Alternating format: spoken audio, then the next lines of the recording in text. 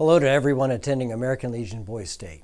Congratulations to each of you for being selected to take part in this program, and thank you for the leadership you've demonstrated in your community and for wanting to learn more about the Virginia government system.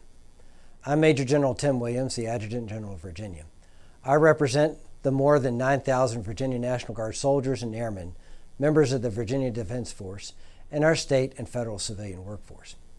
I would like to begin by giving you an overview of our organization. The Virginia National Guard is a unique dual-status force with a federal mission to provide a combat reserve for the U.S. Army and the U.S. Air Force to fight our nation's wars, and a state mission to provide a response force that answers the call of the governor to protect and defend the Commonwealth.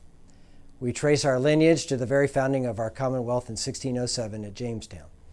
We are a community-based force with readiness centers and training, aviation, and maintenance facilities in more than 50 communities across the entire state. Because of the dual nature of the National Guard, we both have a state and federal chain of command. But about 95% of our funding comes from the federal government. All of our soldiers and airmen meet the same standards as our active duty counterparts.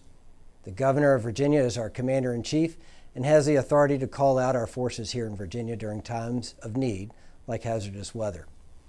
The National Guard can also be called to federal active duty to deploy overseas to places like Iraq, Afghanistan, Kuwait, Bosnia, or Kosovo. Here is a quick snapshot of our federal missions.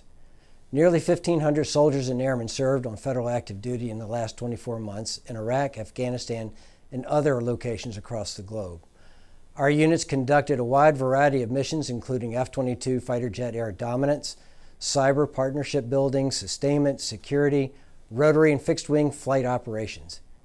These 1,500 personnel are joined more than 15,000 soldiers and airmen who have mobilized for Homeland Security missions, combat operations, and peacekeeping and stabilization missions since September 11, 2001.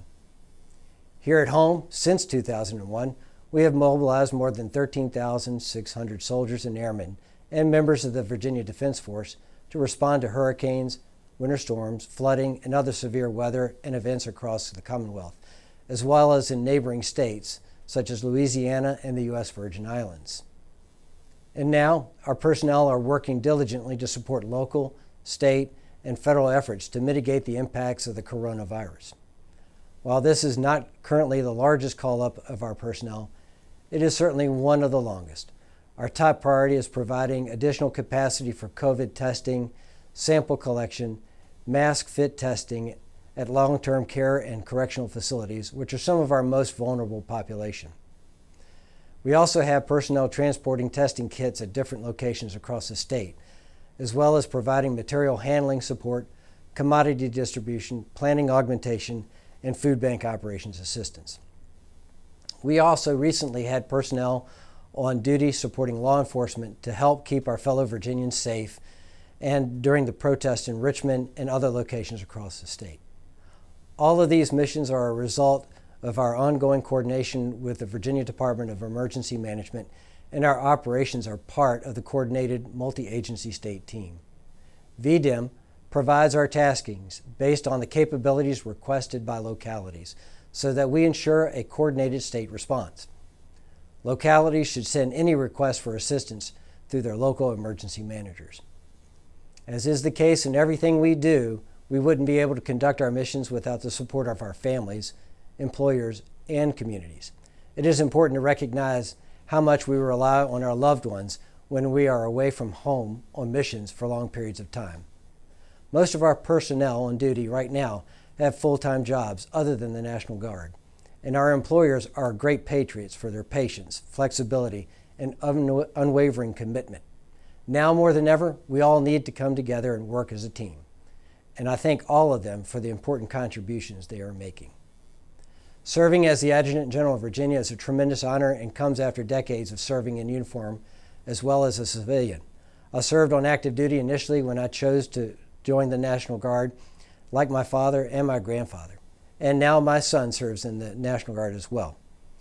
Prior to becoming the AG, I was a traditional status soldier, serving 1 week in a month and 15 days a year, while I also advanced my civilian career. I can say without hesitation that serving in the National Guard has given me opportunities I would have never experienced otherwise. While sometimes those experiences have been extremely challenging, it has always been worth it to be able to serve the Commonwealth and my country. I'm extremely proud of the great work from our personnel, whether they are supporting Virginia's COVID response, conducting training for our wartime mission, or defending the cause of freedom in a faraway place. I know our soldiers, airmen, and VDF personnel and civilians are putting their skills, experience, and knowledge to good work where it is making a difference.